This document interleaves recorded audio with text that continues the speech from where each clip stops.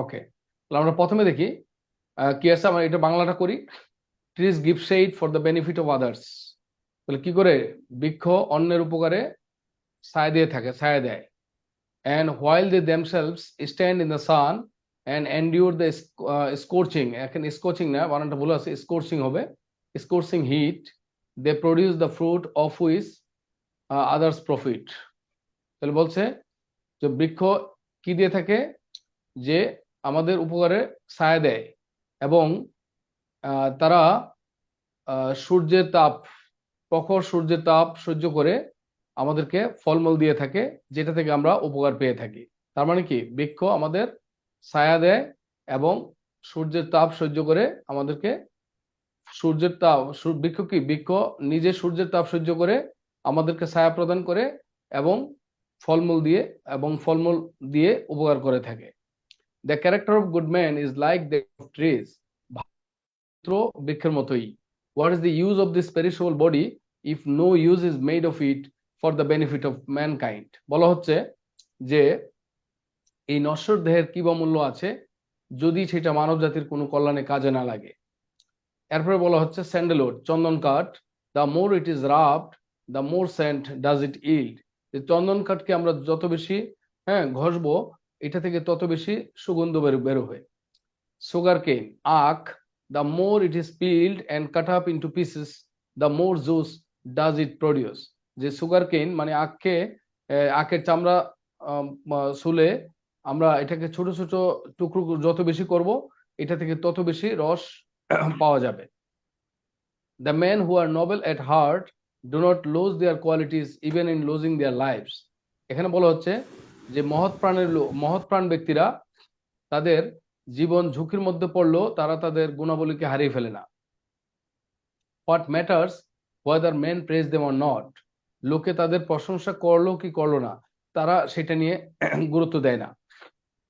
What difference does it make whether they die at this moment or their lives are prolonged? তাহলে তারা কি এই মুহূর্তে মারা যাবে নাকি তাদের আরো অনেকদিন বেঁচে থাকবে, এইগুলো নিয়ে তাদের কাছে কোনো পার্থক্য তারা দেখে না, এটা নিয়ে তারা চিন্তিত নয়।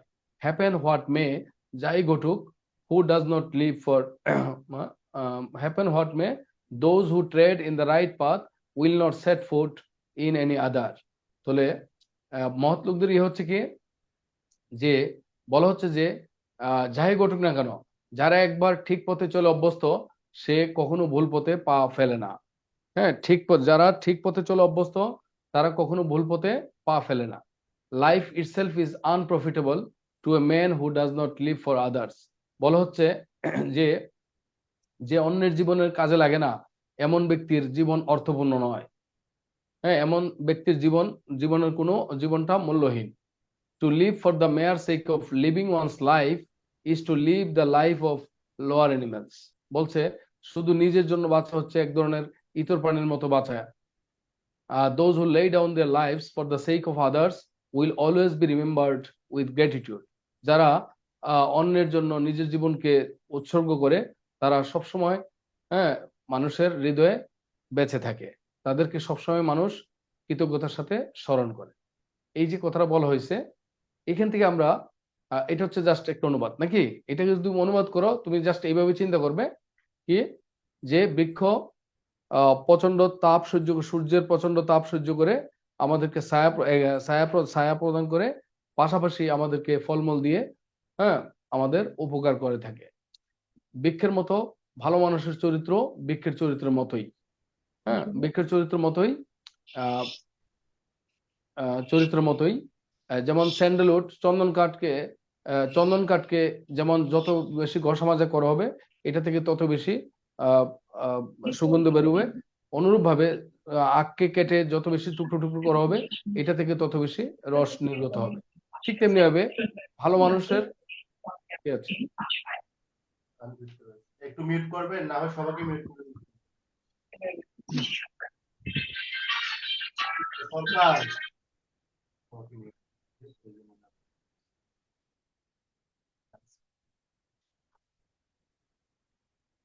ওকে, তো এটা বলা হচ্ছে যে ভালো লোক, যারা মহৎ লোক তারা জীবনের হুমকির মধ্যেও তাদের কোয়ালিটিকে বিসর্জন দেয় না। তারা কেউ তাদের প্রশংসা করলো কি করলো না এটা নিয়ে তারা মোটেও চিন্তিত নয়। তারা সবসময় তারা মনে করে আহ, তারা মনে করে যে অন্যের উপকারে যদি জীবনের জীবন যদি অন্যের উপকারে না আসে তাহলে এই জীবন মূল্যহীন। এটা হচ্ছে তাদের ফিলোসফি। তারা এটাও মনে করে যে যারা শুধু নিজের জন্য বাঁচে বাঁচে এরকম লোকরা ইতর প্রাণীর মতোই। হ্যাঁ, সত্যি কথা হচ্ছে আহ যারা অন্যের জন্য জীবন বিসর্জন দেয় তাদেরকে লোকে কৃতজ্ঞতার সাথে স্মরণ করে। এই প্যাসেজের অনুবাদ হচ্ছে মোটামুটি এইটাই। যাই হোক, এটা যদি আমরা সামারাইজ করি, তো এখানে আমরা সামারাইজ করার সময় কোন কোন বাক্যগুলা বাদ দেবো সেখানে দেখি। তাহলে এখানে আমরা দেখি trees gave shade for the benefit of others, and while they themselves stand in the sun and endure the scorching heat, they produce the fruit of which others profit. তাহলে আমরা এই 2 কমার মাঝের অংশটা বাদ দিতে পারি। trees gave shade for the benefit of others এইটুকু রাখতে পারি। they produce fruit of which others profit এইটুকু রাখতে পারি। তো 2 কমার মাঝখানের অংশটুকু বাদ। তাহলে আমরা আন্ডারলাইন করব trees gave shade for the benefit of others, এইটুকু নিচে আন্ডারলাইন করব। they produce the fruit of which others profit এইটুকু নিচে আন্ডারলাইন করব। মানে যেই লাইনগুলোকে আমরা নিব সামারাইজ করব ওই লাইনগুলোর নিচে আন্ডারলাইন করব, আর যেটুকু বাদ দিব তার নিচে আন্ডারলাইন করব না। তো আমরা বলছি 2 কমার মাঝখানে কোনো বাক্য থাকলে ফ্রেজ থাকলে এগুলোকে বাদ দেব। তাহলে এন্ডের আগে কমা আছে আর হিটের পরে কমা আছে, অতএব এই 2 কমার মাঝখানে অংশটুকু বাদ যাবে। আবার what is the use of this perishable body if no use is made of it for the benefit of mankind. এখানে প্রশ্নবোধক বাক্য আছে, তাহলে প্যাসেজের মধ্যে কোনো প্রশ্নবোধক বাক্য থাকলে ওইটাকে বাদ দিয়ে দেবো, ওইটা লাগবে না। তাহলে আমরা প্রথম প্যারাতে trees give shade for the benefit of others, they produce fruit এইটুকু নেব, আর the character of good man is like that of trees এইটুকু রাখবো। এই 3টা বাক্য আমরা রাখবো।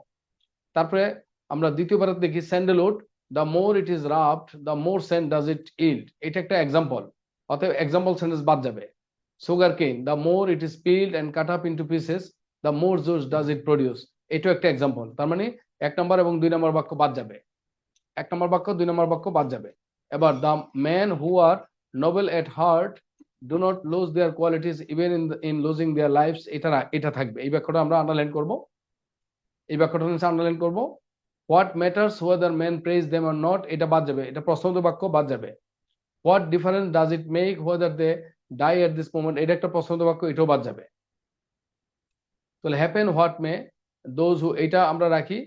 লাইফ ইটসেলফ এটাও রাখবো, পরের বাক্যগুলো রাখবো। তো এখানে আমরা যে বাক্যগুলোকে বাদ দিব আমরা অলরেডি পেয়ে গেছি। হ্যাঁ, এক্সাম্পল সেন্টেন্স 2টা আছে। স্যান্ডেলউড থেকে produce more juice does it produce পর্যন্ত বাদ যাবে। তারপরে প্রশ্নবোধক বাক্য আছে হোয়াট ম্যাটার্স, এটা বাদ যাবে। What difference does it make, এটা বাদ যাবে।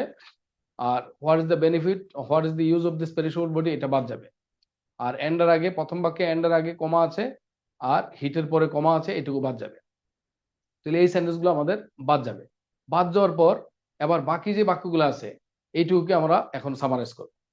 এইটুকু সামারাইজ করতে গিয়ে আমরা কি করব, এগুলোর মধ্যে আমরা একটু বাক্যগুলো একটু চেঞ্জ করব, রিশাফল করব। হুবহু বাক্যটা যেভাবে আছে সেভাবে লিখবো না, এটাকে বাক্যটা একটু রিশাফল করব, কিংবা ওয়ার্ড সিনোনিম ইউজ করব, তাই না? নাউন থাকলে এটাকে ভার্ব করতে পারি, অ্যাডজেক্টিভ থাকলে এটাকে নাউন করতে পারি, এটা এরকম করব। আর সিনোনিম একটা ইউজ করব, ঠিক আছে? তো এই কাজটা করলে আমরা দেখি তাহলে কি দাঁড়াচ্ছে। তো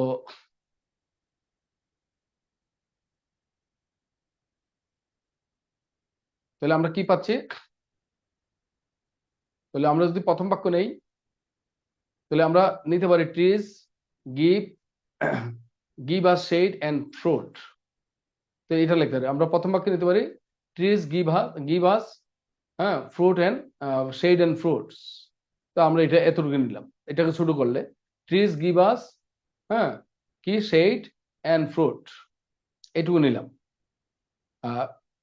the character of good man is like that of trees, এখানে বলা হচ্ছে the character of good man is like that of trees। এটা যদি আমরা ইয়ে করি তো এইটাকে আমরা কিভাবে চেঞ্জ করব, তো লিখতে পারি ক্যারেক্টারের জায়গায় আমরা একটা নতুন একটা ওয়ার্ড নেই, the character of good man, এটাকে আমরা লিখতে পারি the যদি ক্যারেক্টার রাখতে পারো অথবা the nature নিতে পারো, the nature of good man and that of trees are alike। trees give us shade and fruit. The character of good man and that of trees are alike. অথবা the character of good man are the same as that of trees. এটুকু নিলাম। নেওয়ার পরে তারপর আমরা কি করতে পারি, এরপরে the noble hearted man, the noble hearted man, the man who are noble at heart, এটাকে আমরা একটু চেঞ্জ, who are টাকে বাদ দিয়ে দিলে কি হবে, noble hearted man, the noble hearted man, নোবেলটাকে the noble man মানে কি, the noble hearted man কি, never lose their qualities. হ্যাঁ, তাহলে আমরা নিতে পারি কি, সিমিলার কি, the noble hearted men never lose their qualities. On the other hand,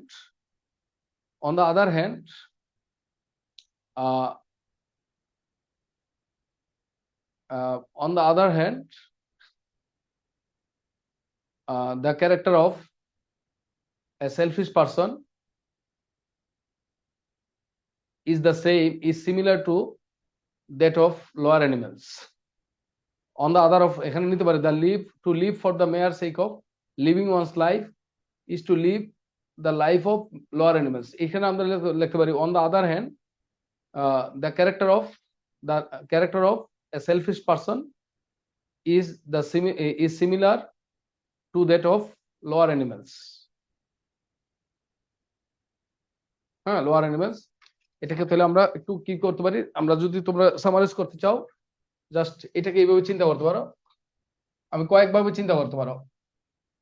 যেমন আমরা যদি এটাকে নেই, trees give us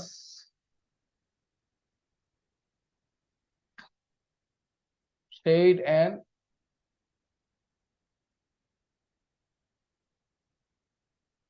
fruit. Trees give us shade and fruit.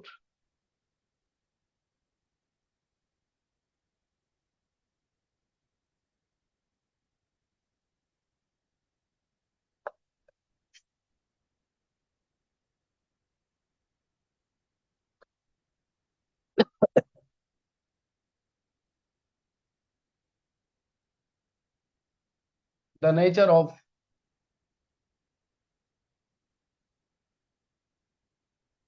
good men and that of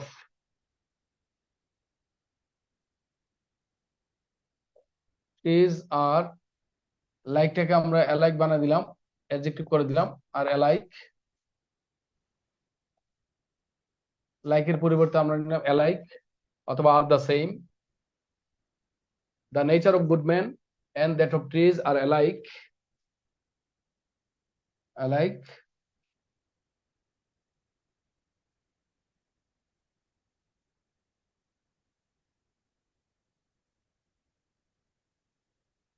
Both live for others, এই কথাটা add করতে পারি, both live for others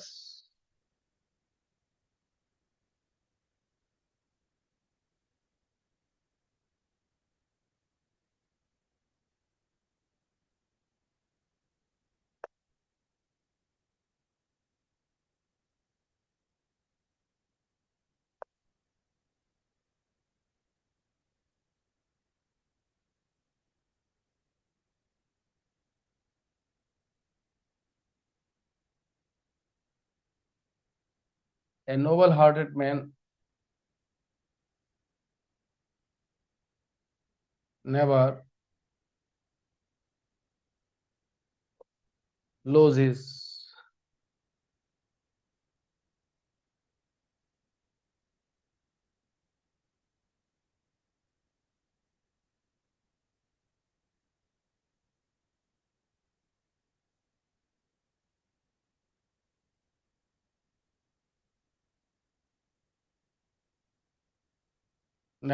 his qualities.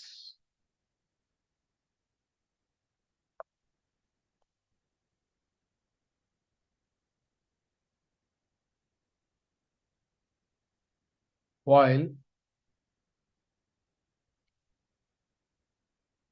A selfish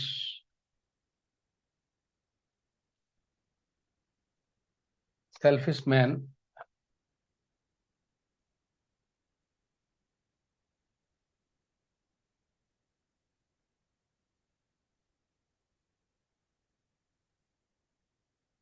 live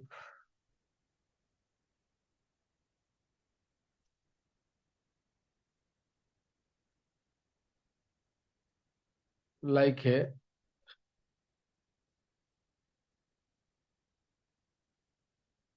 lower animal.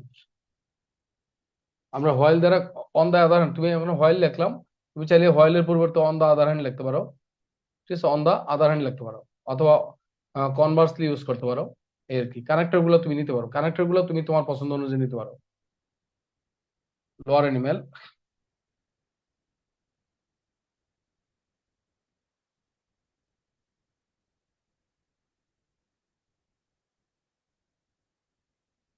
actually people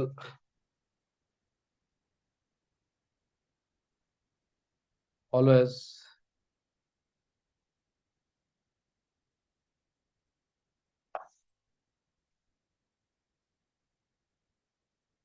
recall those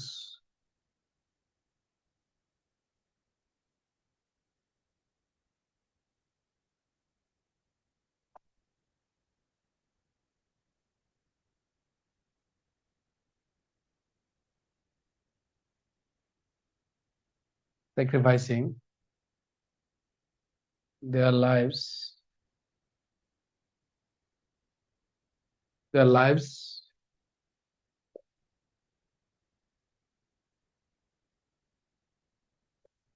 for others.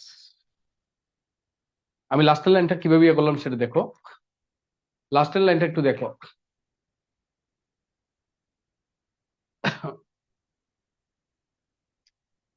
দেখো actually এটা এই যে connector গুলো আমি নিতে পারবো, এগুলো হচ্ছে তুমি তোমার সুবিধা অনুযায়ী নিবে। এই কানেক্টর গুলা তুমি তোমার সুবিধা অনুযায়ী নিতে হবে। হ্যাঁ, অ্যাকচুয়ালি লাস্টের বাক্যটা হচ্ছে কি, যে those who lay down their lives for the sake of others will always be remembered with gratitude. আমরা বলেছি যে কমপ্লেক্স সেন্টেন্সে অ্যান্টিসিডেন্টের পরে যদি হু ইজ দ্যাট থাকে, তাহলে হু ইজ দ্যাটটাকে বাদ দিয়ে আমরা কি করব, অন্য ভার্বটার সাথে আইন যোগ করে দেব। তো those laying down their lives, তাহলে হুটাকে বাদ দিলে those laying down their lives for the sake of, এটা একটা phrase, for the sake of এর জায়গায় নিলাম আমরা ফর, তাহলে ফর আদার্স। তো those laying down their lives for others will always be remembered, এইটুকু পেসিভ। তাহলে আমরা পেসিভটাকে কি করবো, অ্যাক্টিভ করে নেব। will always be remembered with gratitude by people, তাহলে will be remembered by people। তো যেহেতু will always be remembered by people, তাহলে এটা প্যাসিভ আছে, তাহলে আমরা অ্যাক্টিভ করলাম কি, অ্যাকচুয়ালি পিপল অলওয়েজ, রিমেম্বারের জায়গায় আমি রিকল শব্দটা নিলাম, তুমি রিমেম্বারও নিতে পারো, সমস্যা নাই। অলওয়েজ রিকল দোজ, তাহলে রিকলের পরে দোজটাকে আমি অবজেক্ট বানাইলাম, রিকল দোজ। হ্যাঁ, স্যাক্রিফাই, লেইং ডাউন এটা একটা ফ্রেজ, তাহলে আমরা বলছি ফ্রেজের পরিবর্তে সিঙ্গেল ওয়ার্ড, তাহলে স্যাক্রিফাইসিং, তাহলে always recall those sacrificing their lives for others, আমরা এইভাবে নিতে পারি। হ্যাঁ, হ্যাঁ, তো এটা হচ্ছে মোটামুটি এই এইটুকুর একটা সামারি আর কি, আমরা চিন্তা করলে। হ্যাঁ, চাইলে আমরা প্রথম বাক্যটাকে আমরা অ্যাভয়েড করতে পারি, trees give us shade and fruit. The nature of good men and that of trees are alike. A noble-hearted man never loses. A noble-hearted man never loses his qualities, while a selfish man lives. Sorry, এই বাক্য অবশ্যই correct হতে হবে। এই দেখো আমার কিন্তু হঠাৎ করে গেছে, আমি রিভিশন দেওয়ার পর কারেক্ট হয়ে গেল। A selfish man lives like a lower animal. Actually, people always recall those sacrificing their lives. এটাকে আমরা শুধু, হ্যাঁ, কি করতে পারি, আমরা চাইলে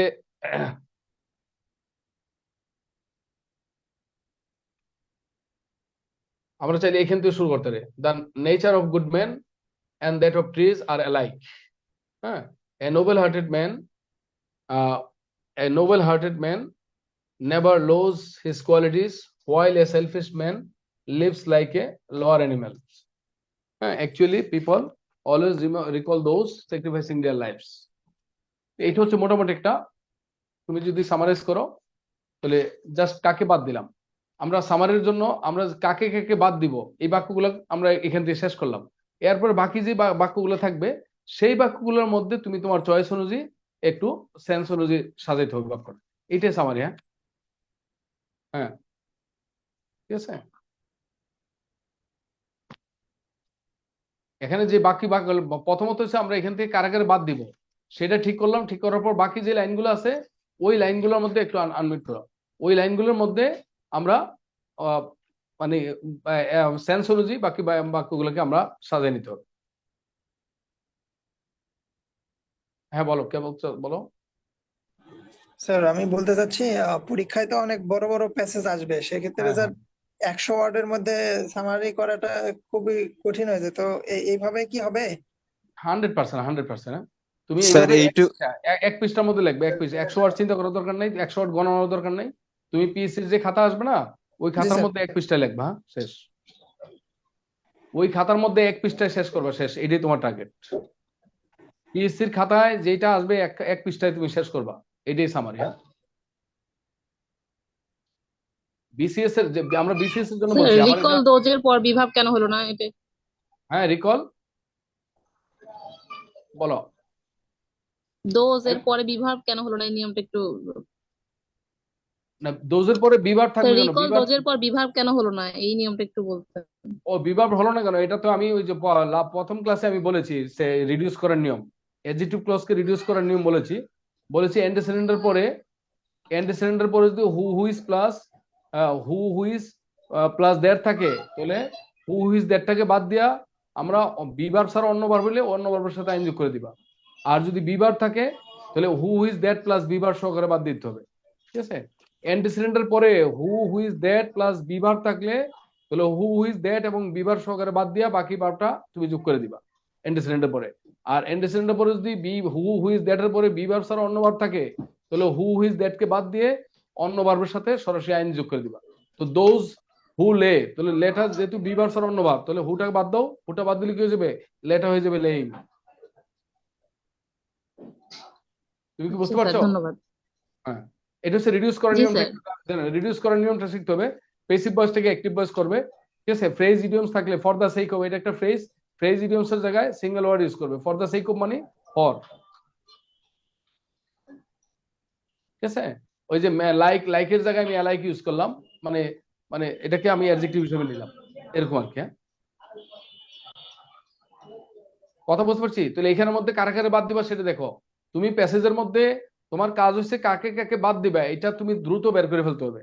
বের করে যেই জায়গাটুকু থাকবে সেইগুলো, সেই বাক্যগুলোর মধ্যে তুমি তোমার মতো করে আবার একটা এমন একটা বাক্য নিতে হবে শুরুতে যেটা দিয়ে তুমি পরের গুলাকে সাজাতে পারবে।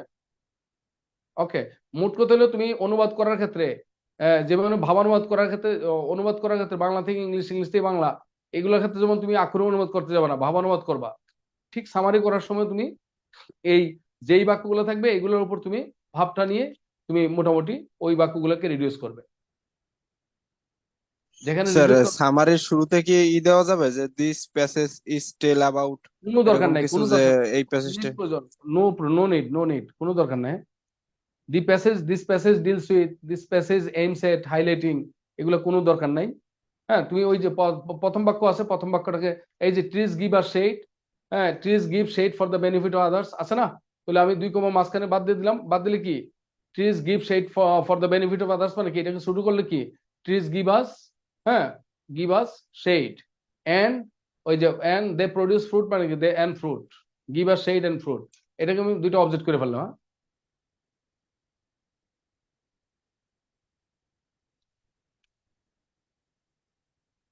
ঠিক আছে। এরপরে আসো সিসিটিভির ব্যাপারটা দেখো। স্যার ট্রান্সলেশনের পর দুইটা একটা ক্লাস নেওয়া যদি সম্ভব হতো। আচ্ছা, আপাতত সামারিটা দেখো, সামারিটা বলছি তো, ট্রান্সলেশন এত ক্লাস করছো, তারপরে আবার ট্রান্সলেশন লাগবে। স্যার বোর্ডটা একটু ব্লার হয়ে গেছিল, তো আরেকবার একটু স্পষ্ট করে একটা ছবি তুলবো স্যার। হ্যাঁ, ওটা ওটা ঠিক আছে, ওটা ওটাও। ঠিক আছে। আর আপনি যে স্ক্রিনটা বড় করতে চান ওই স্ক্রিনটার উপরে ডাবল ক্লিক করলে বড় হয়ে যাবে। আপনি বোর্ড বড় করতে চাইলে বোর্ডের উপর ডাবল ক্লিক করেন, আর স্ক্রিন শেয়ার বড় করতে চাইলে স্ক্রিন শেয়ারের উপরে ডাবল ক্লিক করলে বড় হয়ে যাবে। জি স্যার, হয়েছে স্যার, থ্যাংক ইউ স্যার। ওকে, তাহলে সিসিটিভিতে যাও, আমরা আরেকটা আছে ওটা একটু দেখি, ওটা এটা হচ্ছে বড়।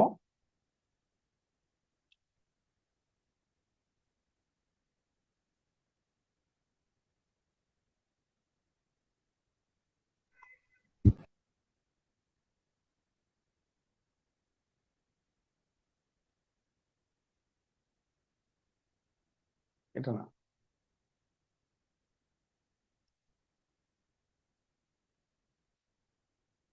এটা।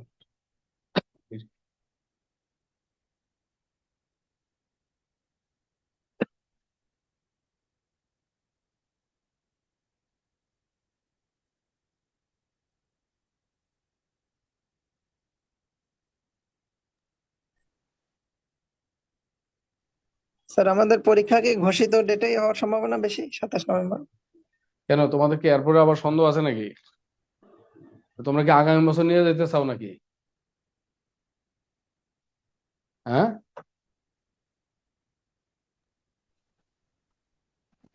তোমরা কি এরপরে আগামী বছর নিতে চাও? না স্যার। তাহলে এত সামনে সময় নির্বাচন তো- তো স্যার, সেই জন্য। না না, ওইগুলো নির্বাচন হোক আর এগুলো ভুলে যাও। হ্যাঁ, যেটা পরীক্ষার ডেট হয়েছে ওই ডেট অনুযায়ী করো। আর অফলাইনে অবশ্যই পরীক্ষাগুলো দিবে। হ্যাঁ, অবশ্যই অবশ্যই পরীক্ষাগুলো অফলাইনে দিবে। অনলাইন এইটা সেটা বিভিন্ন ইয়ের মাধ্যমে দিয়ে আর খেও না, ঠিক আছে? এটা আমরা দায়িত্ব বলছি, কারণ অফলাইনে পরীক্ষা না দিলে মেইন পরীক্ষার ফ্লেভার পাবা না। পিএসসি তে যতই জানো, যদি এই যে সামনে যে মডেল টেস্ট গুলো আছে আমাদের শুরু হচ্ছে এই মাসের 21 তারিখ থেকে। 21 তারিখে ইংরেজি পরীক্ষা, তারপরে 29 তারিখ, তারপরে 1 তারিখ, তারপরে 6 তারিখ, তারপরে 12 তারিখ, তারপরে 19 তারিখ। তাহলে এই যে পরীক্ষাগুলো হবে, এই পরীক্ষাগুলা আমরা একটা রুটিন দিয়েছি অলরেডি আজকে। অবশ্যই অবশ্যই তোমাদের জন্য পরামর্শ রইলো, আমাদের অদিতির যেখানে ব্রাঞ্চ আছে, 11টা ব্রাঞ্চ আছে, যে কোনো ব্রাঞ্চে যেয়ে তোমরা এই পরীক্ষাগুলো দিতে পারবে। তোমরা যারা আমাদের শুধু ইংরেজি কোর্সে ভর্তি আছো, তোমাদের জন্য আমি একটা সুযোগ করে দিয়েছি। ওখানে আমরা ফি নিয়েছি 1500 টাকা, তো তোমাদের জন্য আরো 300 টাকা কম থাকবে। হ্যাঁ, তোমরা আমাকে অনলাইনের যে আমাদের ইংরেজি কোর্সের স্টুডেন্ট হিসেবে তোমরা ওখানে যে জাস্ট ইয়ে দিতে পারলে তোমাদের ইয়ে হয়ে যাবে, 300 টাকা কম পাবে। ঠিক আছে? তো এইটুকু পরীক্ষা তোমরা অবশ্যই ব্রাঞ্চে যেয়ে অবশ্যই ফিজিক্যালি পরীক্ষা দেওয়ার জন্য তোমাদের জন্য পরামর্শ রইলো, যদি তোমরা মনে করো যে আমাদের কথা শোনা উচিত। ওকে, গিয়ে প্রমাণ দিব কিভাবে যে আমরা অনলাইনের স্টুডেন্ট? অনলাইনে শাখা থেকে বললে তুমি শাখাতে গেলে শাখার মধ্যে ডাটাবেস দেওয়া আছে। হ্যাঁ, তুমি জাস্ট ওই হটলাইনে ফোন দিবা, ফোন দিলে ডাটাবেস দিয়ে দিবে। হ্যাঁ, অথবা আমার নাম্বারে ফোন দিও। হ্যাঁ, আমার নাম্বারে না, তুমি ইয়েতে মেসেজ দিয়ে যাও যখন যাবে ব্রাঞ্চে আমাকে। হ্যাঁ, শাখাতে যেয়ে বলো, বলার পর দেয়া ওখানে, হ্যাঁ, বাকি আমরা বলে দিবে। হ্যাঁ, ঠিক আছে? অদিতি যে কোনো ব্রাঞ্চে যেয়ে তারপরে তুমি কথা বলো, অসুবিধা নেই। ঠিক আছে?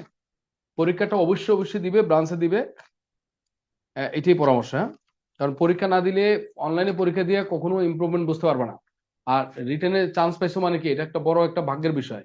কারণ রিটেনে যদি একটু পরীক্ষা ভালো করতে পারো, দেখবা কোনো না কোনো একটা ক্যাডার নন ক্যাডার এর মধ্যে চলে আসবে। অতএব এত বড় সুযোগ কোনো অবস্থাতে এটাকে হাতছাড়া করা উচিত না, অবহেলা করা উচিত না।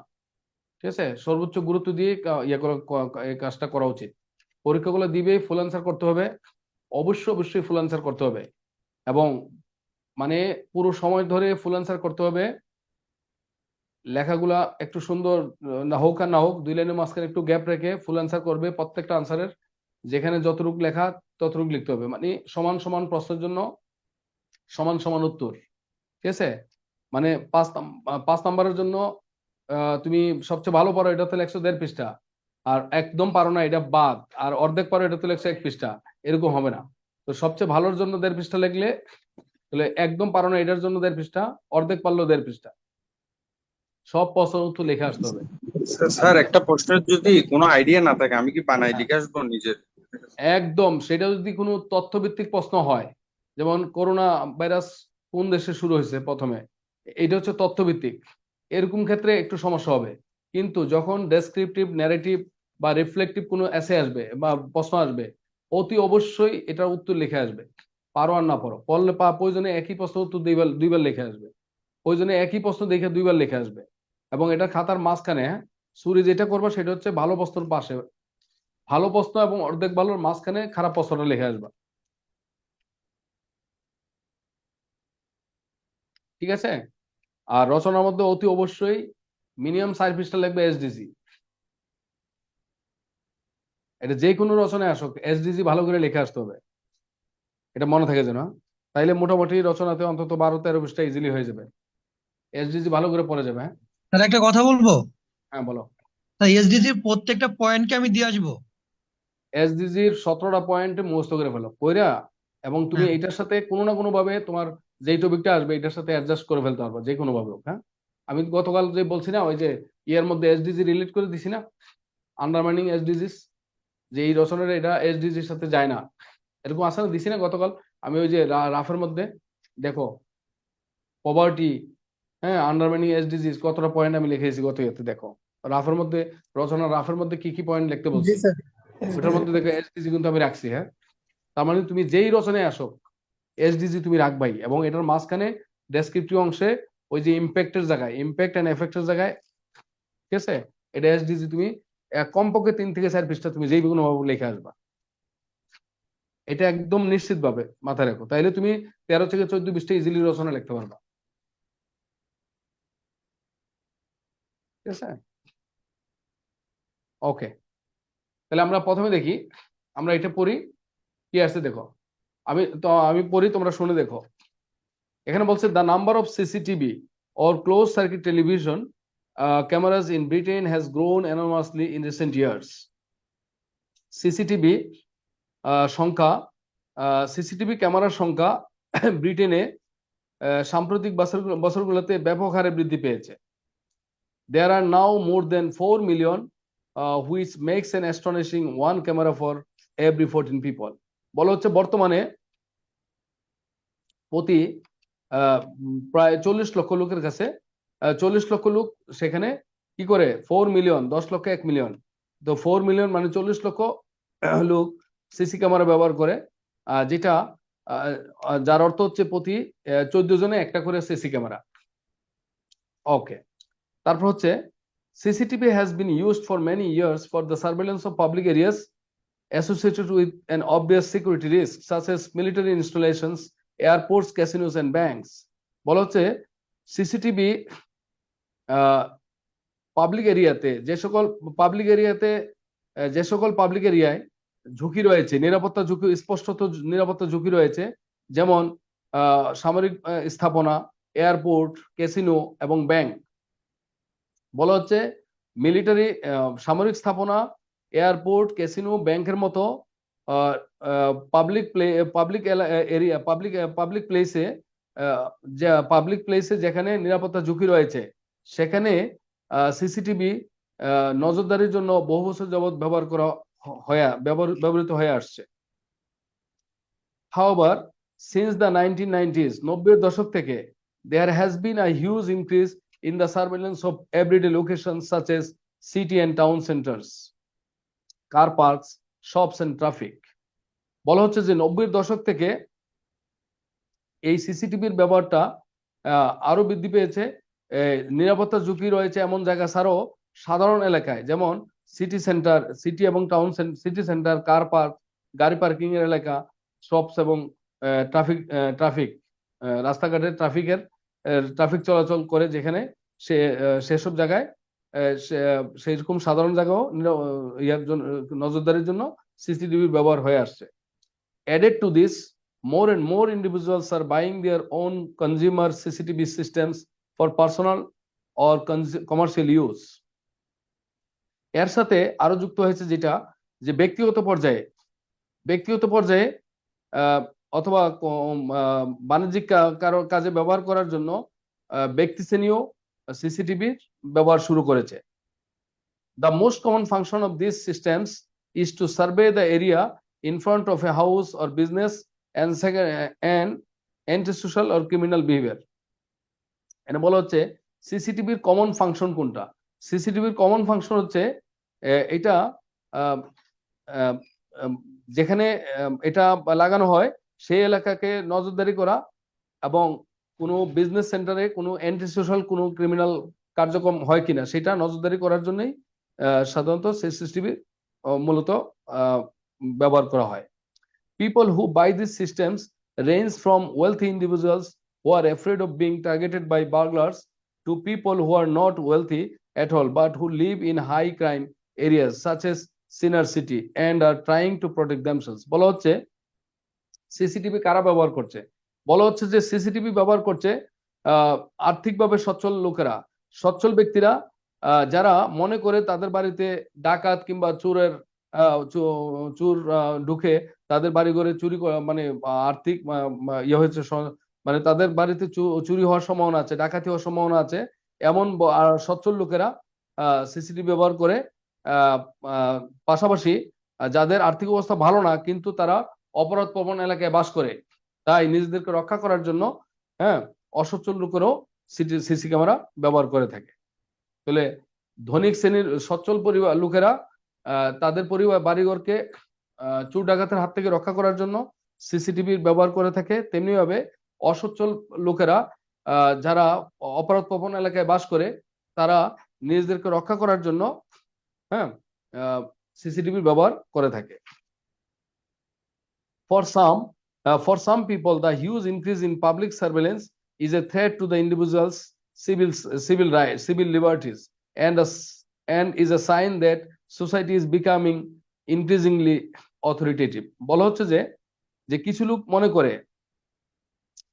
মনে করেন যে সিসিটিভির মাধ্যমে নজরদারির বৃদ্ধি পাওয়ায় সিসিটিভির মাধ্যমে নজরদারি বৃদ্ধি পাওয়ায় এটা তাদের নাগরিক স্বাধীনতার হুমকি হিসেবে তারা মনে করছেন, এবং তারা আরো মনে করেন যে এটা প্রমাণ করে যে সিসিটিভির এই ব্যাপক ব্যবহার এটা প্রমাণ করে যে তাদের সমাজ ব্যবস্থা একটা কর্তৃত্বপরায়ণ সমাজ হিসেবে তারা গণ্য করছেন। তাহলে যারা সিসিটিভি বিপক্ষে তারা বলছেন কি সিসিটিভির মাধ্যমে নজরদারিটা বৃদ্ধি পাওয়ার ফলে তারা তাদের নাগরিক অধিকারে এটা একটা হুমকি হিসেবে তারা দেখছেন, এবং তারা মনে করছেন যে এর ফলে সমাজ বেশ কর্তৃত্বপরায়ণ সমাজ হিসেবে পরিলক্ষিত হচ্ছে। তারা যুক্তি দেখেন, they argue that the individual's right to privacy and right to live anonymously is an important aspect of being British. তারা যুক্তি দেখেন যে তারা ব্রিটিশ নাগরিক হিসেবে তাদের সংবিধান বা সাংবিধানিকভাবে তাদের অধিকার হচ্ছে গোপনীয়তা রক্ষা করার অধিকার ব্রিটিশ সংবিধান তাদেরকে দিয়েছে, এবং তারা তাদের পরিচয় লুকিয়ে তারা চলতে পারবে, এইটাও ব্রিটিশ সংবিধান তাদেরকে দিয়েছে। এইটা তারা যুক্তি দেখান। They also fear, তারা আশঙ্কা করেন that present or future governments might abuse the information gathered by surveillance in order to manipulate, control or persecute the population, as happens in George Orwell's novel 1984. George অরওয়েলের 1984 এই নামে যে উপন্যাসটা লেখা আছে সেখানে যেমন বলা আছে big brothers are watching you, বড় ভাইরা কিন্তু দেখছেন। এইভাবে তারা বলছেন যে জর্জ অরওয়েলের 1984 উপন্যাসে আমরা যেভাবে দেখতে পাই বড় ভাই ছোটদেরকে সবসময় নজরদারির মধ্যে রাখে, এমনি ভাবে বর্তমান কিংবা ভবিষ্যৎ সরকার কি করতে পারে, আমাদের এইভাবে সিসিটিভির মাধ্যমে আমাদের কাছ থেকে তথ্য সংগ্রহ করে আমাদেরকে এগুলাকে বিভিন্নভাবে অপব্যবহার করে আমাদেরকে নিয়ন্ত্রণ করতে পারে, কিংবা আমাদেরকে নির্যাতন করার জন্য এটা ব্যবহার করে থাকতে পারে, এটা তারা আশঙ্কা প্রকাশ করছেন। Individuals and groups in favour of CCTV, যারা সিসিটিভির পক্ষে যে সকল ব্যক্তি কিংবা প্রতিষ্ঠান কথা বলেন তারা বলছেন ইনক্লুডিং দ্য পুলিশ সহকারে যে সকল ব্যক্তি কিংবা প্রতিষ্ঠান সিসিটিভির পক্ষে আছেন তারা বিশ্বাস করেন that it is a valuable weapon against crime. CCTV অপরাধ দমনের জন্য একটা খুবই গুরুত্বপূর্ণ অস্ত্র। ইনফ্যাক্ট বস্তুত there is no strong evidence that CCTV reduces crime overall, but কিন্তু সত্য কথা হচ্ছে সিসিটিভি যে অপরাধ মানে কমায় অপরাধ হ্রাস করে সেটার ব্যাপারে জোরালো কোনো প্রমাণ নাই।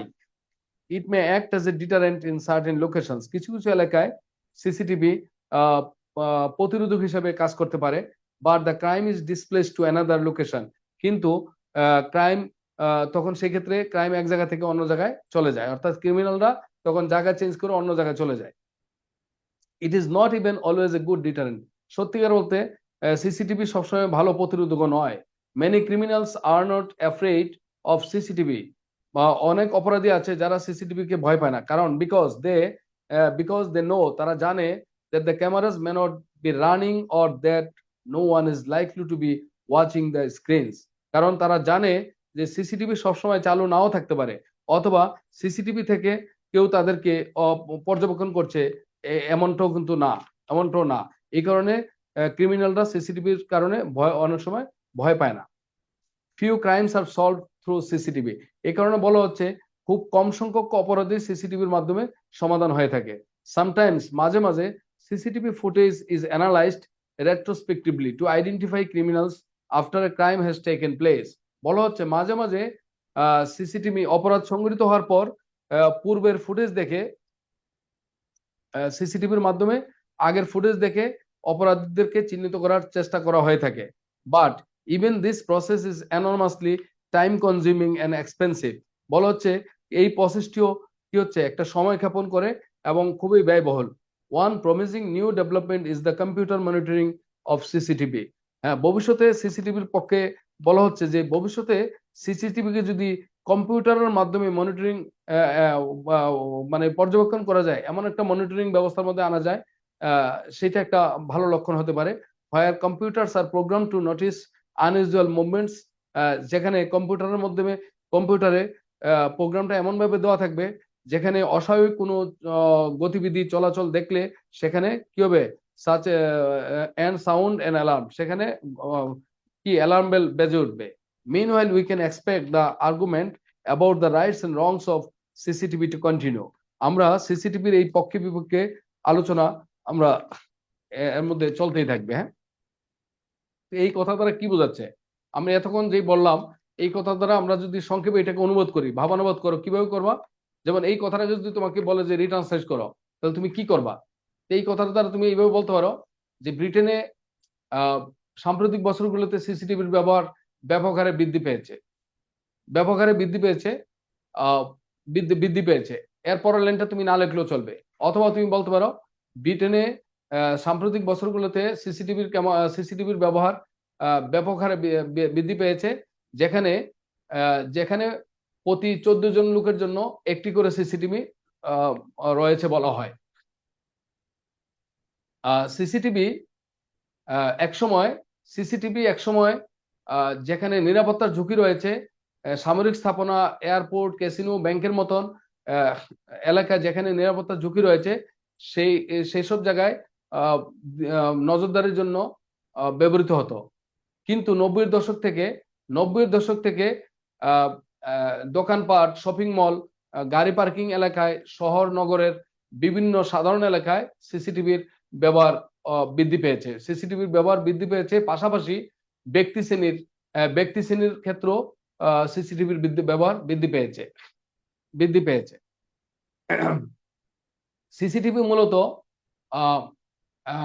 বড় আর্থিকভাবে সচ্ছল লোকেরা তাদের বাড়িঘরকে চোর ডাকাতে বা এই সিদেল চোরের চোর ডাকাতের হাত থেকে রক্ষা করার জন্য সিসিটিভি ব্যবহার করে থাকে। অপরদিকে যারা আর্থিকভাবে সচ্ছল নয়, তারাও সিসিটিভি ব্যবহার করেন তারা নিজেদেরকে রক্ষা করার জন্য, কারণ তারা নিজেদেরকে রক্ষা করার জন্য। সিসিটিভির পক্ষে এবং বিপক্ষে উভয় শ্রেণীর লোক রয়েছে। সিসিটিভির বিপক্ষে যারা আছেন তারা বলেন যে সিসিটিভির ব্যবহার বৃদ্ধি পাওয়াতে এটা তাদের ব্যক্তি নাগরিক স্বাধীনতায় হুমকি হিসেবে হুমকি সৃষ্টি করেছে এবং এটাকে তারা কর্তৃত্বপরায়ণ সমাজের একটা অস্ত্র হিসেবে মনে করছেন। তারা যুক্তি দেখান যে সিসিটিভির ব্যবহারের ফলে তারা তাদের ব্যক্তি স্বাধীনতা হারাচ্ছেন এবং তাদের গোপনীয়তা রক্ষা করার যে স্বাধীনতা ব্রিটিশ সংবিধান তাদেরকে দিয়েছে সেটা তারা এখানে হারাচ্ছেন।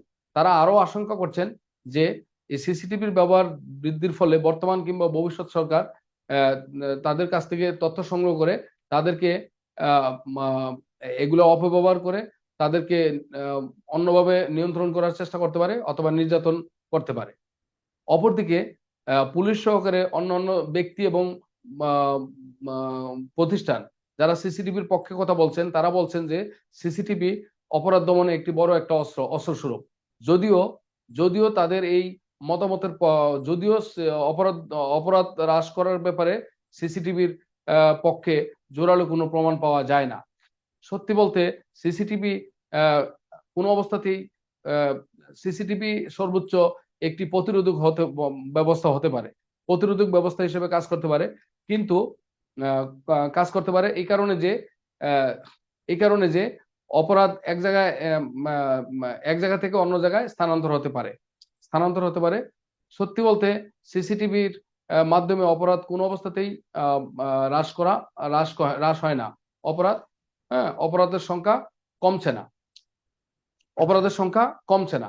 তবে ভবিষ্যতে আসার কথা হচ্ছে সিসিটিভির কে যদি কম্পিউটারের প্রোগ্রামের মাধ্যমে সিসিটিভির সাথে যদি কম্পিউটার প্রোগ্রামের বিষয়টি সংযুক্ত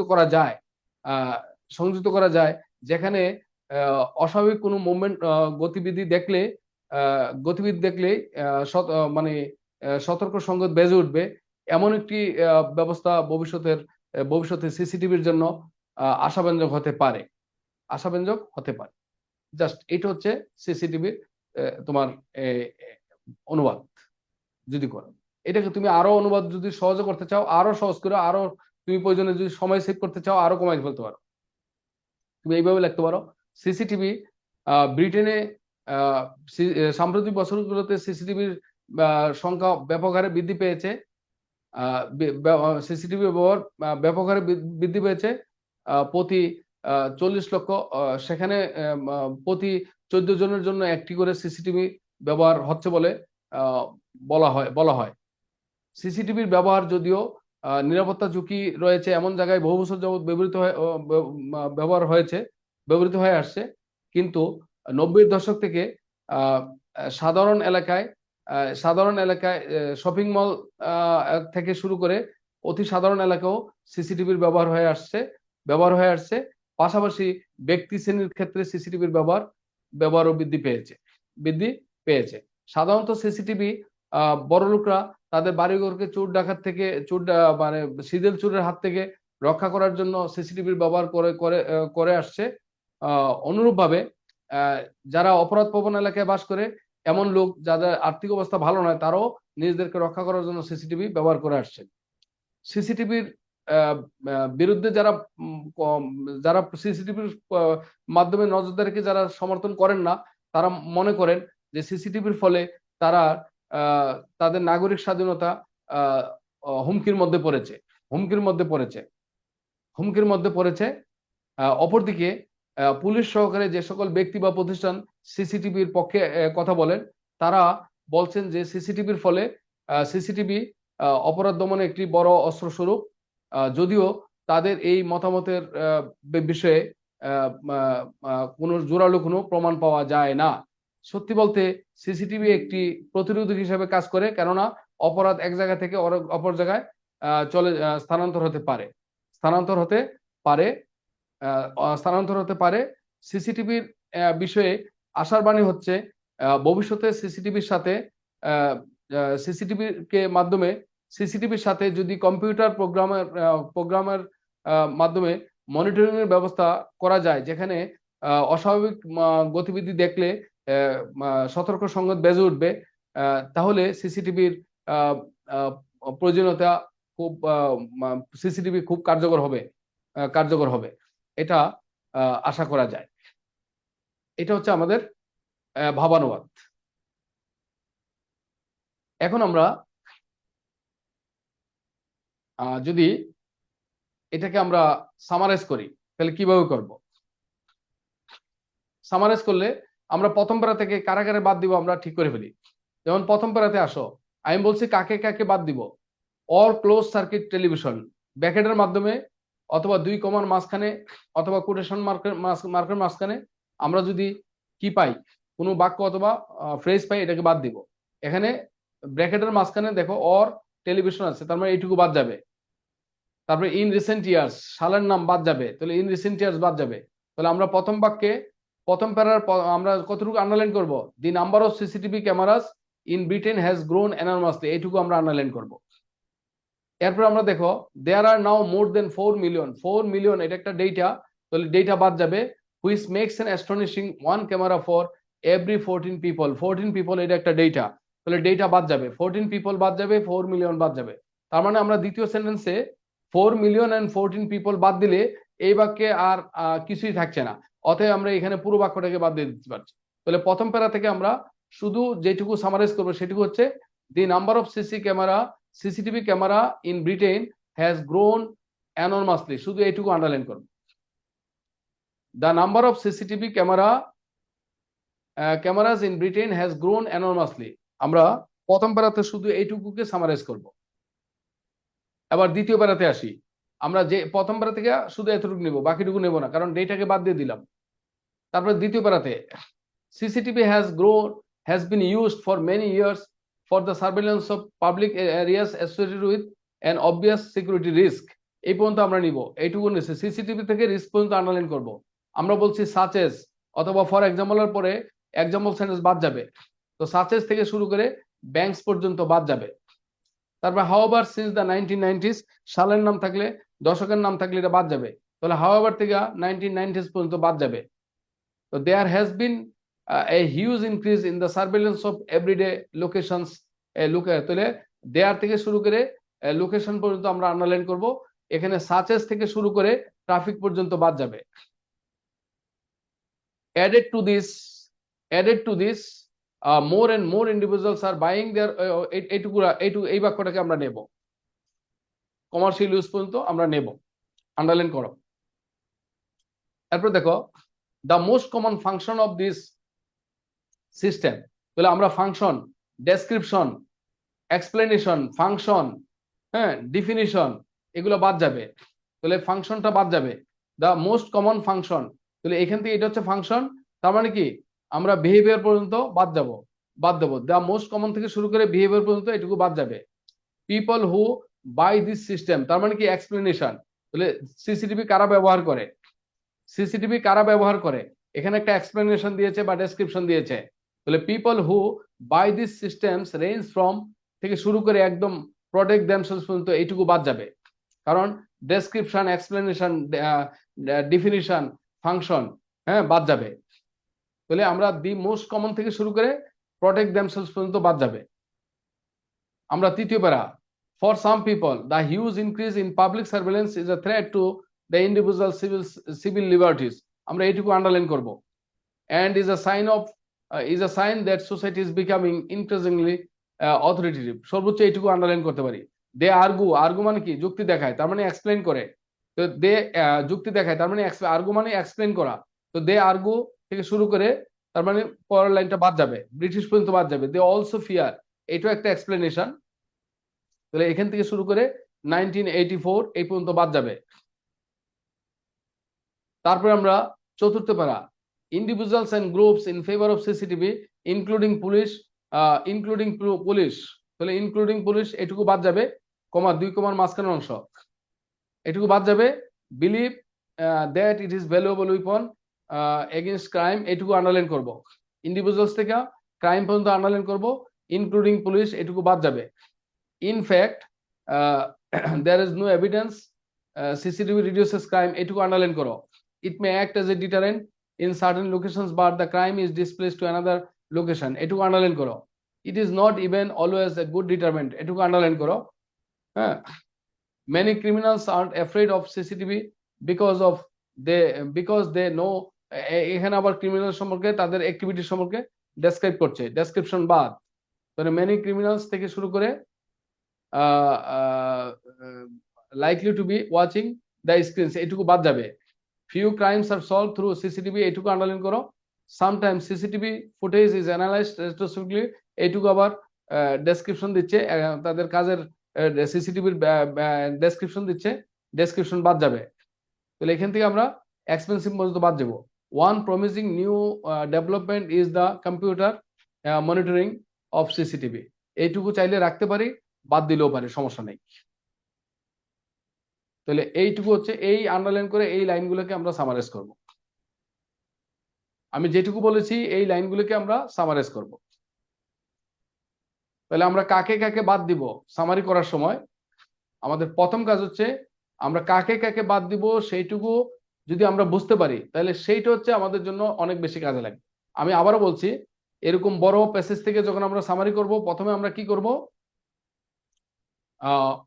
আমরা কি বলছি, অ্যাপোজিটিভ ফ্রেজ বাদ দিতে বলছি, তারপরে টাইটেল বাদ দিতে বলছি, তারপরে ব্র্যাকেটের দুইটা ব্র্যাকেটের মাঝখানে বন্ধনের মাঝখানে যদি কোনো থাকে সেটা বাদ দিতে বলছি, দুই কমার মাঝখানে কিছু থাকলে সেটা বাদ দিতে বলছি, ইনভার্টেড কমার ভেতরে কিছু থাকলে সেটা বাদ দিতে বলছি, তারপরে সালের নাম থাকলে সেটা বাদ দিতে বলছি, দশকের নাম শতাব্দীর নাম থাকলে এগুলো বাদ দিতে বলছি, তারপরে কোনো প্রকার ডেটা থাকলে সেটা বাদ দিতে বলছি, সোর্স থাকলে বাদ দিতে বলছি, রেফারেন্স থাকলে বাদ দিতে বলছি, তারপরে যে কোনো প্রকার এক্সাম্পল সেন্টেন্স থাকলে এটাকে বাদ দিতে বলছি, সাসেজের পরের অংশটুকু বাদ দিতে বলছি, প্রশ্নবোধক বাক্য থাকলে প্রশ্নবোধক বাক্য বাদ দিতে বলছি, ফর এক্সাম্পলের উদাহরণ দিয়ে যত বাক্য আছে সেটা বাদ দিতে বলছি, ডিফিনিশন, এক্সপ্লেনেশন, ডেসক্রিপশন, ফাংশন, এই ধরনের কোনো তথ্য থাকলে এগুলোকে বাদ দিতে বলছি।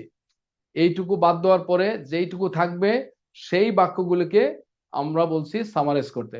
আমি মনে হয় এইটা মনে করে এইটুকু মনে করে যদি তুমি প্যাসেজ থেকে তুমি যে বাক্যগুলোকে সামারাইজ করতে চাও এগুলোকে আন্ডারলাইন করতে পারো, তাহলে তোমার পক্ষে অন্তত তুমি একটা বড় ধরনের মানে সিদ্ধান্তে পৌঁছাতে পারবা যে তুমি 3 পৃষ্ঠাকে 1 পৃষ্ঠা ইজিলি আসতে পারবা। কিন্তু বিসিএস এ যেই সামারিটা আসবে, কম্প্রিহেনশনটা আসবে, সেখানে কিন্তু 1000 ওয়ার্ড 1200 ওয়ার্ড। আর আমি যেভাবে বাদ দিতে বলছি, যদি এই টেকনিকটা অ্যাপ্লাই করতে পারো, সেটা তোমার মনে করো 1000 ওয়ার্ডকে তুমি 300 ওয়ার্ডে নিয়ে আসতে পারবা। আর সেক্ষেত্রে 300 ওয়ার্ডকে তুমি চাইলেই 100 ওয়ার্ডে 1 পৃষ্ঠায় ইজিলি তুমি রিডিউস করতে পারবা, যদি তুমি সেটা চাও। এখন আমরা এটাকে কিভাবে রিডিউস করব, লক্ষ্য করো, দি নাম্বার অফ সিসিটিভি। এই যে আমরা প্রথম প্যারাতে আমরা কিভাবে, দেখো আমি কিন্তু অতিরিক্ত কোনো কথা তথ্য আনছি না, সামারিতে অতিরিক্ত কোনো তথ্য আনা যাবে না, বাইরেতে প্যাসেজের বাইরে এমন কোনো তথ্য আনা যাবে না। বাক্যগুলো যেই বাক্যগুলো নিচে আন্ডারলাইন করবা, সেই বাক্যগুলো যদি প্যাসিভ ভয়েসে থাকে সেগুলোকে অ্যাক্টিভ ভয়েসে লিখবা। বাক্যগুলো যদি কমপ্লেক্স সেন্টেন্সে থাকে সেই বাক্যগুলোকে অ্যাডজেক্টিভ ক্লজ থেকে অ্যাডজেক্টিভ ফ্রেজ, অ্যাডভার্ব ক্লজ থেকে অ্যাডভার্ব ফ্রেজ, মানে ক্লজকে ফ্রেজে পরিণত করবা, সিনোনিম ইউজ করার চেষ্টা করবা। হ্যাঁ, এটা বলা হচ্ছে, আর কিছু না। হ্যাঁ, একই ওয়ার্ডকে বারবার না লিখে বাক্যটাকে একটু রিশাফল করবা তোমার ভাষায়। যেমন আমরা প্রথম প্যারাতে দেখো, the number of CCTV cameras in Britain has grown enormously, এইটুকু আমরা আন্ডারলাইন করেছি।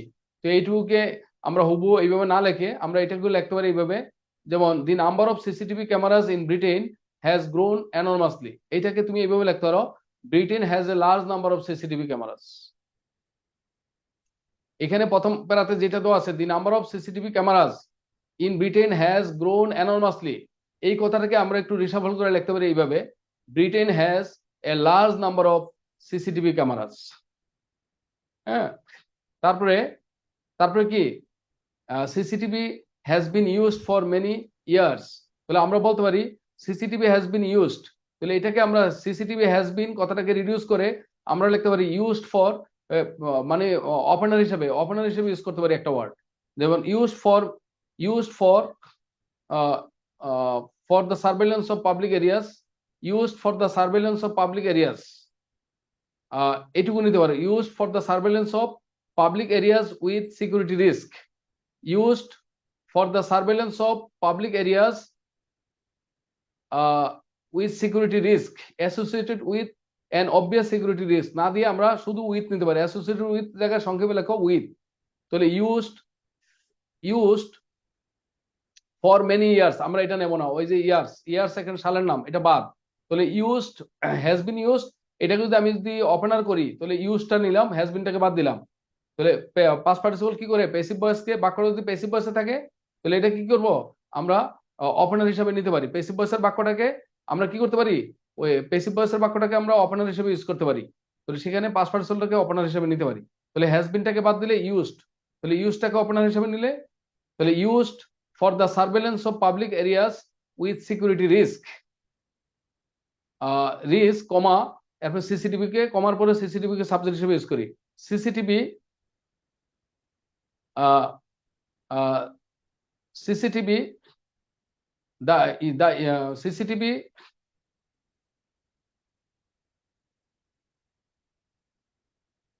has become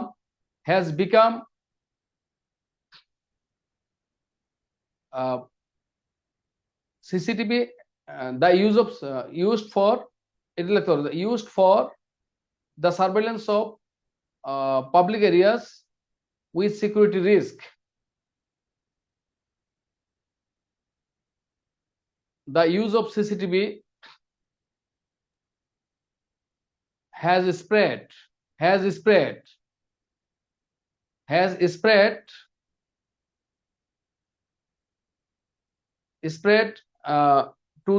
to everyday locations,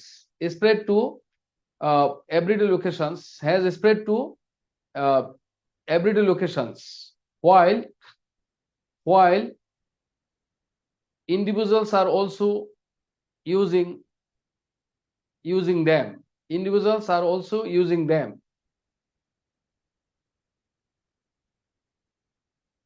এরপরে তুমি তৃতীয় প্যারাতে যাইতে পারো।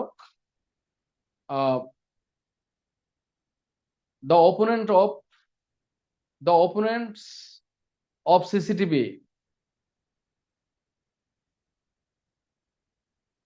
argue that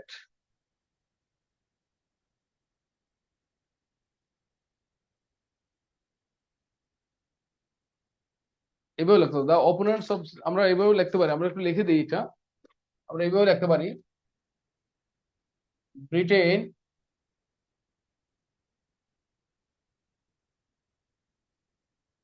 has a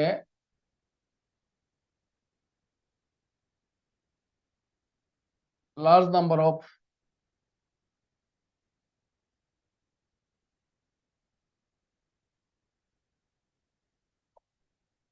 Britain has a large number of CCTV cameras. এখানে আমরা একটা অতিরিক্ত শব্দ আনতে পারি ইউজ করার জন্য, মেইনলি ইউজড অথবা originally used, mainly used for the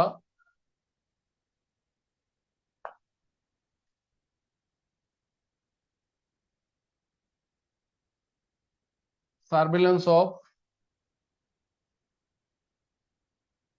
public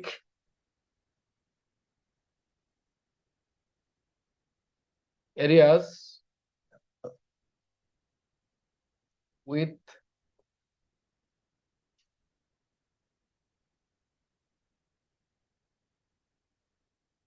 security risk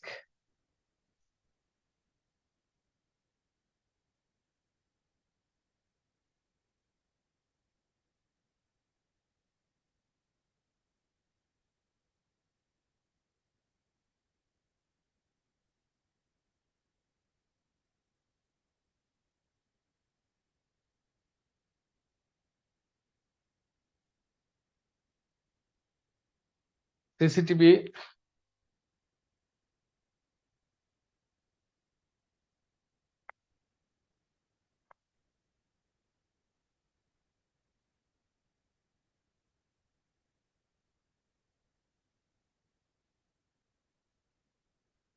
has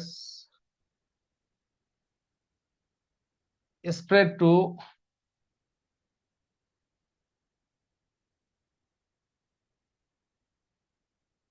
ordinary locations,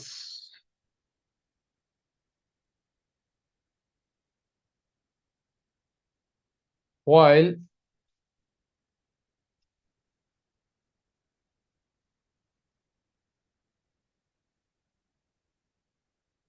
more people are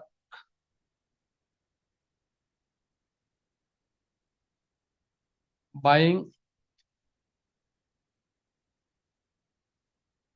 CCTV to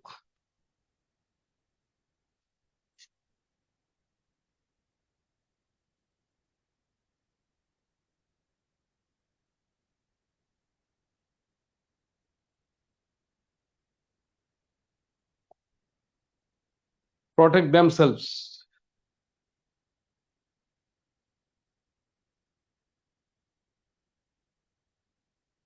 Protect themselves.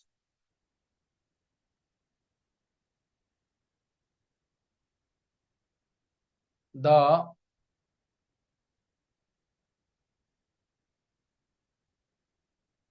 opponents of sir দ্বিতীয় লাইনটা একটু কেমনে হলো? দ্বিতীয় লাইনটা হচ্ছে used কোথায় যেন used for the surveillance of public areas with security risk. CCTV has spread to ordinary locations. মানে সিসিটিভি সিকিউরিটি রিস্ক আছে এমন জায়গায় প্রথম মূলত ব্যবহৃত যেটা হতো সেটা সাধারণ জায়গায় এখন ব্যবহৃত হচ্ছে। অপরদিকে হোয়াইল মানে অপরদিকে অনেক ব্যক্তি কি করছে নিজেদের রক্ষা করার জন্য সিসিটিভি ব্যবহার করছে। দ্য অপোনেন্টস অফ মানে স্যার সিসিটিভি হ্যাঁ হ্যাঁ মানে স্যার প্যাসেজের সাথে মানে স্যার মানে বাদ দেওয়া ওই থিওরিতে স্যার মানে কতটুকু মানে হলো স্যার? প্যাসেজের সাথে কোনটা কোনটা বলো বলো কোনটা? স্যার ওই যে সিসিটিভি হ্যাজ স্প্রেড স্যার হ্যাঁ হ্যাঁ লাইনটা তো অনেক বড় একটা প্যারা খুব বেশি ছোট হয়ে গেল স্যার, প্যাসেজের সাথে একটু মিলিয়ে যদি একটু বলতেন। আমি তো এখানে এই শব্দটা তো আমি নিয়েছি তো, এটা আমি যেহেতু করছি আমার মতো করে নিয়েছি আর কি, ঠিক আছে? তাহলে এখানে নিয়েছি ও দেয়ার হ্যাজ বিন, আমি তো আমি অনুবাদ তো আমাকে দিয়ে করাচ্ছ তাই না?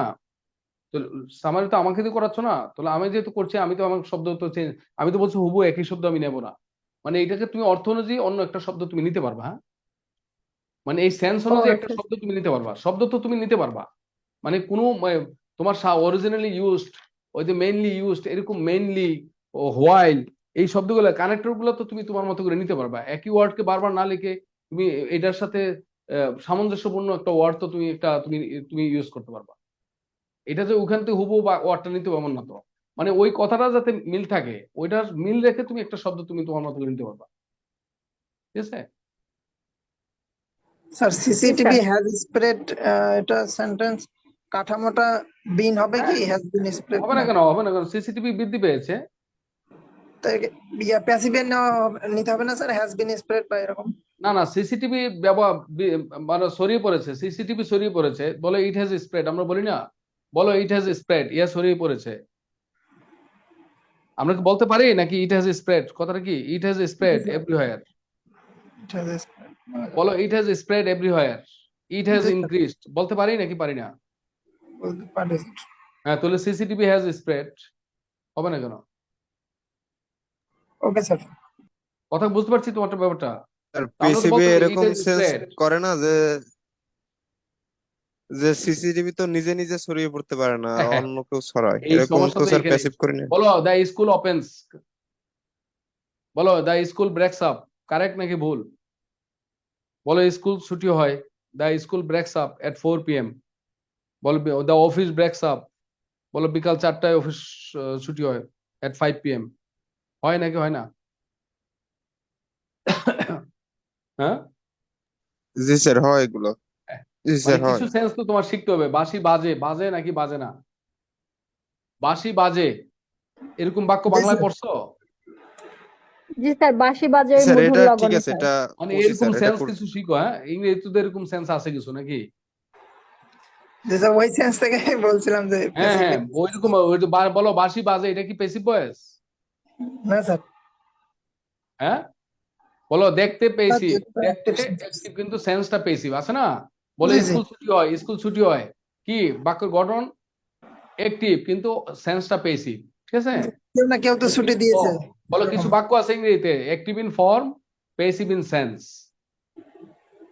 ঠিক আছে?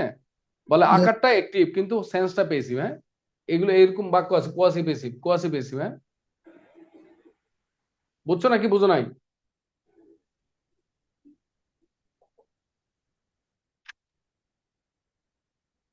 The opponents of CCTV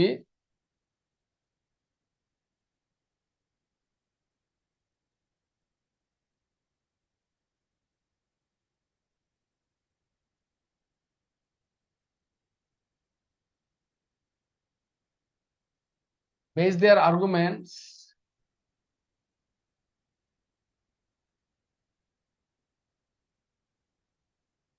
on the threat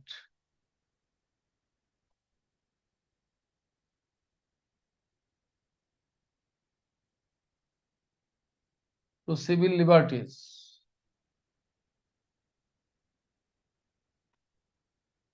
while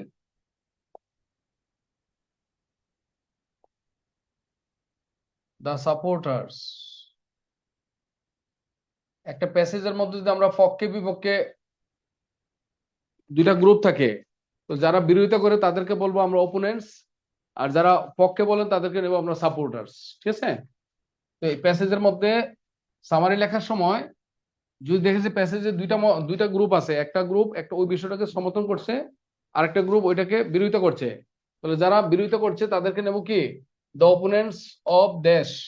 তাহলে দেখো আর্গুটাকে আমি একই ওয়ার্ডকে কি করলাম, আর্গু না লিখে আমি কি করলাম, base their arguments, base their arguments. তাহলে আমি আর্গুটাকে আর্গু না নিয়ে আর্গুমেন্টটা করলাম, তো base their argument on the threat to civil liberties the supporters while the supporters of CCTV surveillance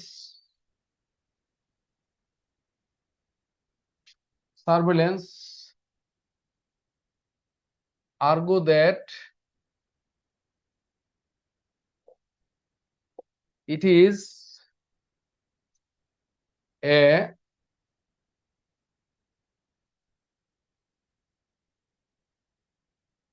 it is a valuable weapon.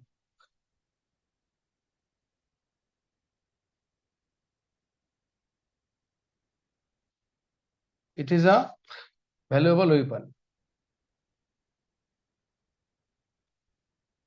However,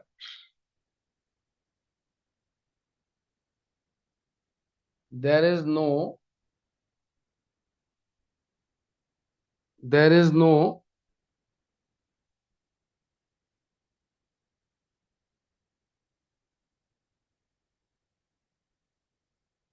evidence that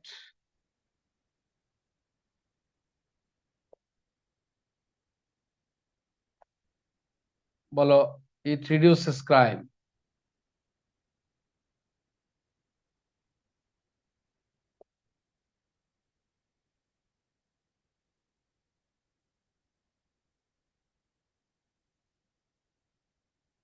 It may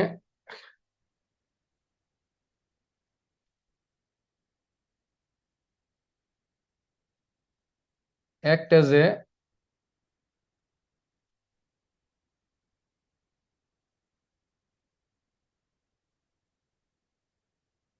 deterrent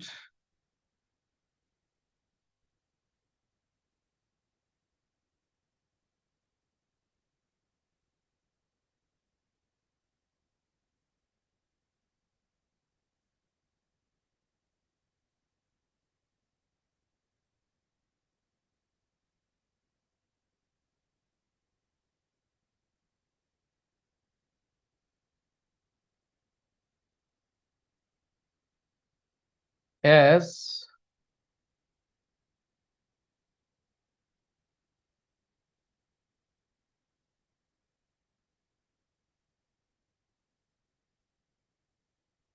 CCTV does not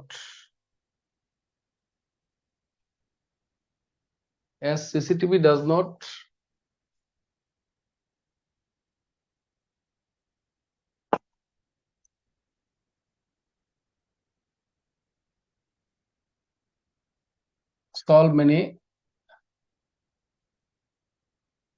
crimes. Just এটুকু চিন্তা করতে পারো।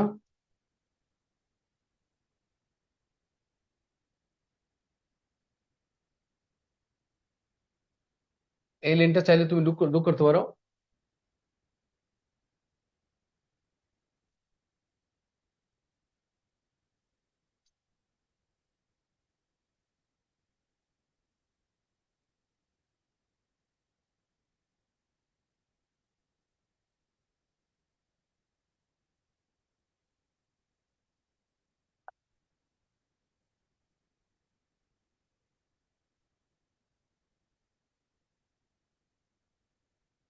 Technology is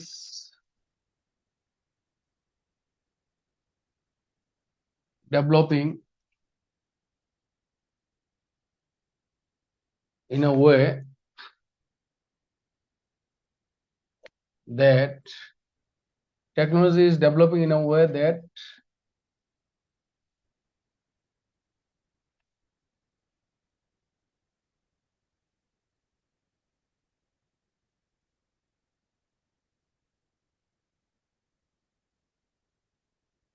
it will be more fruitful.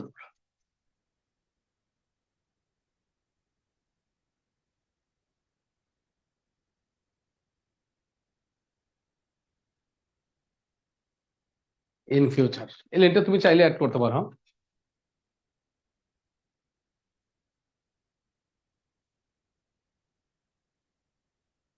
এবার এই সেন্সটাকে তুমি তোমার মতো করে কম বেশ আরো ছোট বড় করতে পারো।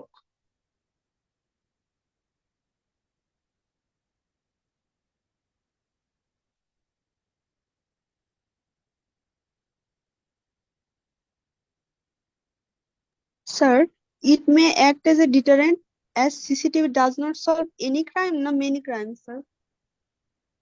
কই Sir, the CCTV does not solve many crimes. হ্যাঁ, CCTV does not solve many crimes, বলে ফিউ ক্রাইমস আছে না, দেখো ফিউ লেখা আছে, দেখো ফিউ ক্রাইমস আর সলভড থ্রু সিসিটিভি। তাহলে ফিউ ক্রাইমস আর সলভড, এটা যদি তুমি পেসিভ আছে, এটা যদি আমি অ্যাক্টিভ করি, তাহলে সিসিটিভি কি, CCTV does not solve few crimes মানে মেনি ক্রাইমস।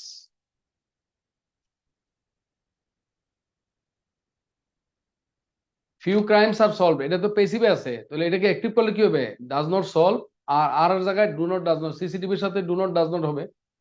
ফিউ এটা তো নেগেটিভ বাক্য, তাহলে এটা নেগেটিভ করলাম, does not solve many crimes. Okay, sir. ঠিক আছে, আমি তো বাক্যটা তো নেগেটিভ, এটাকে আমি অ্যাফার্মেটিভ করলাম, আর বাক্যটা পেসিভ, এটাকে আমি অ্যাক্টিভ করলাম। হ্যাঁ,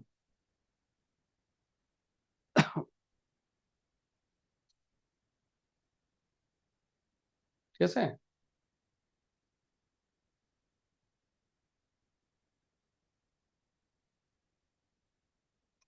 তো এইভাবে আমরা সামারি যদি করি না, আমরা প্রথমত হচ্ছে দেখো আজকের এই প্যাসেজ থেকে আমরা কাকে কাকে বাদ দিলাম, এটা দ্যাট ইজ ইম্পর্টেন্ট। এরপরে তুমি রিডিউস করাটা তোমার মতো করে, বাকি লাইনগুলোকে তোমার মতো করে রিডিউস করলা। আমার যা লিখছি এরকম হবে এমন কোনো কথা নাই, তুমি তোমার মতো করে বাকিটুকু তুমি যতটুকু বুঝছো ওইটুকু থেকে তুমি তোমার সেন্সটা ইয়ে করতে হবে। এখানে সব বাক্য নিতে হবে, সব অনুবাদ করতে হবে এমন না, জাস্ট তুমি তোমার মতো করে অর্থ অনুযায়ী যেটুকু লেখবা সেটুকু লেখার পর যেন মনে হয় যে একটা বাক্যের সাথে আরেকটা বাক্যের একটা সামঞ্জস্য আছে, মিল আছে। এইটুকু শুধু তুমি চিন্তা করতে হবে।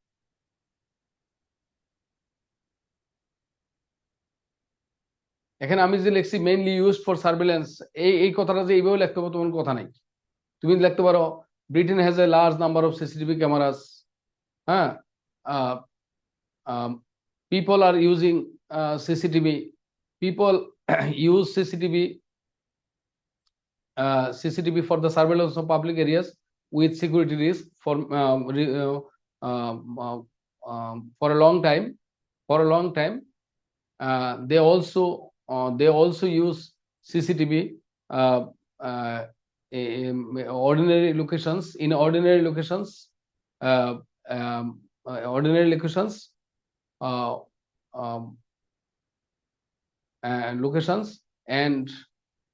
and to protect themselves, the opponents of CCTV cameras say that treat CCTV as a threat to their civil liberties. The opponents of CCTV treat CCTV as a threat to their civil liberties. On the other hand, the supporters of CCTV say that think that it is a valuable weapon against crime. Although there is no evidence that CCTV reduces crime. Yes, sir. CCTV reduces crime. Actually, CCTV does not solve many crimes. It only acts as a deterrent. Actually, CCTV does not solve many crimes. It only acts as a deterrent. However, technology is developing in a way that in future it will be more fruitful. আমি কি বুঝতে পারলাম? অনেকভাবে বলা যায়, হ্যাঁ? তোমরা কি বুঝতে পারছো? জি স্যার। মানে আমি কিন্তু দেখো, আমি প্রথমবার যা লিখছি দ্বিতীয়বার কিন্তু সেই কথাটাকে চেঞ্জ করে ফেলছি, কিন্তু চেঞ্জ করে আর কিভাবে লিখছি? Britain has a large number of CCTV cameras. নাকি? People have been using CCTV for the surveillance of public areas with security risk.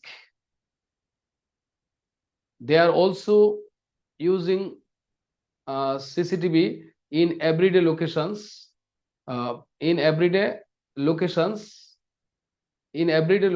Nowadays, everyday locations, as well as to protect themselves. Everyday locations in order to protect themselves. The opponents of CCTV treat it as a threat to civil liberties. On the other hand, supporters of CCTV argue that it is a valuable weapon against crime, although there is no evidence that CCTV reduces crime. Actually, CCTV does not solve many crimes.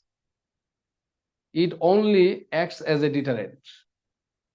Technology is developing in a way that it will be more fruitful in future. আমি কি বুঝতে পারলাম? জি sir, পরিষ্কার। ওকে, তাহলে আমি প্রথমে যা লিখছি দ্বিতীয়বার কিন্তু এটা চেঞ্জ করে আমি অন্যভাবে বলে দিতে পারছি কি? তুমি চাইলে তোমার মতো করে তুমি আরো এইভাবে সাজাতে পারো। হুবহু যে ওইটা লিখতে হবে এমন কথা নাই, আমার কথাটাই তোমাকে লিখতে হবে এমন কোনো কথা নাই, কারণ তোমার ভিন্নভাবে তুমি উপস্থাপন করতে পারবে। স্যার, মেইন পরীক্ষাতে সামারি লেখার সময় আগে কি রাফ করে নিব স্যার? না, সামারি লেখার সময় রাফ করা লাগবে না। তুমি যদি মনে করো যে তোমার লেখা বাক্যগুলো ভুল হওয়ার সম্ভাবনা আছে, সেক্ষেত্রে তুমি রাফ করতে পারো, কোনো সমস্যা নেই। তোমার যদি বাক্য ভুল হওয়ার সম্ভাবনা থাকে তাহলে তুমি এক পাশে লিখে একটু 2-3 মিনিট সময় যাও, কোনো সমস্যা নেই, তুমি রাফ করতে পারো। কিন্তু এটা যত দ্রুত লেটার, দেখো লেটারটা আমি তোমাদেরকে লিখে দিছি যাতে করে তোমাদের অন্তত 15 মিনিট সেভ হয়, তাই না? তারপরে আমরা কম্প্রিহেনশনের কোশ্চেনে আমি তো 2টা প্রশ্ন লিখে দিলাম তোমাদেরকে, আরো প্রশ্ন তো তোমাদেরকে সহযোগিতা করা হয়েছে। তারপরে রচনার মধ্যে আমি বলে দিচ্ছি একটা রাফ করার জন্য, যাতে করে তুমি অন্তত এই 13 পৃষ্ঠা 14 পৃষ্ঠা যাই লেখো না কেন, যাতে করে রাফটা দেখে যাতে এক্সামিনার ভেতরে তুমি যত ফাঁকি দাও, যাতে করে রাফটা দেখে তোমাকে এক্সামিনার একটা ভালো ধারণা নেয়, যাতে করে মাঝখানে তুমি এসডিজি 4 পৃষ্ঠা লেখলো যাতে এক্সামিনার তোমাকে মনে না করে যে তুমি খারাপ কিছু লেখছো।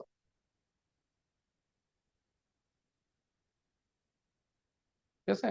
ওই কাজগুলো হচ্ছে, পরীক্ষা হচ্ছে একটা মানে কৌশল। এখানে হচ্ছে এক্সামিনারকে যত কৌশলে তুমি দোষ দিতে পারবা তত বেশি নাম্বার বেশি নিয়ে আসতে পারবা। ঠিক আছে?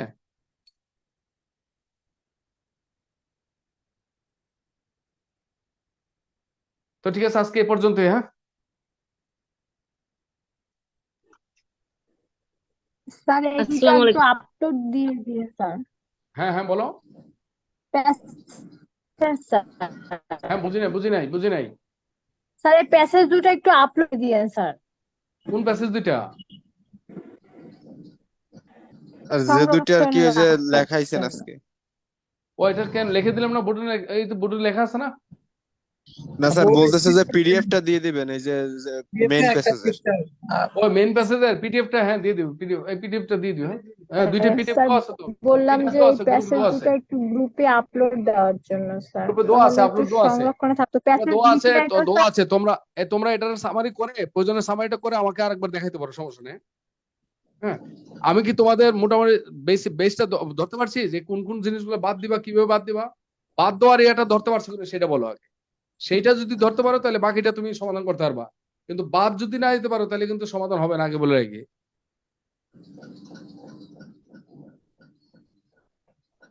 জি স্যার। ওকে, তাহলে এই সামারিটা আগে ইয়ে করো, এই আর কি। তো ঠিক আছে, বেস্ট অফ লাক, ভালো থাকো সবাই, দেখা হবে। হ্যাঁ, আসসালামু আলাইকুম। তো অনুবাদের ক্ষেত্রে কি করবে, খাবার অনুবাদ করবে, খাবার বাদ আকুর অনুবাদ করতে যাও না, নাম্বার কমে যাবে। আকুর অনুবাদ করলে নাম্বার কমে যাবে। আমি যেভাবে বলছি অনুবাদটা এইভাবে কমায় কমায়, মানে মাঝখান দিয়ে প্রথম লাইনটা দ্বিতীয় লাইনটা রেখে মাঝখানে লাইন পার্সার করে একটা বাক্যের সাথে আরেকটা বাক্যের মিল রেখে তুমি অনুবাদটা করবে। কারণ অনুবাদে তুমি 5 মিনিট সময় বেশি যাও তুমি এই চিন্তাটা করতে, কিন্তু তুমি চিন্তা করবা এই 5 মিনিট চিন্তা করে তুমি চিন্তা করবা যেটা 20 মিনিট লাগতো সেটাকে 10 মিনিট লিখবা। এবং লেখার সময় তুমি চিন্তা করবে একটা বাক্যের সাথে আরেকটা বাক্যের মিল আছে কিনা, এবং বাংলায় বললে বাংলাটা সুন্দর হচ্ছে কিনা, ইংলিশে লিখলে ইংলিশটা মোটামুটি হচ্ছে কিনা, মানানসই হচ্ছে কিনা, এইটুকু তোমার চেষ্টা থাকবে। হ্যাঁ, ঠিক আছে, ভালো থাকো সবাই। ওকে, আল্লাহ হাফেজ। আর কিছু বলবে?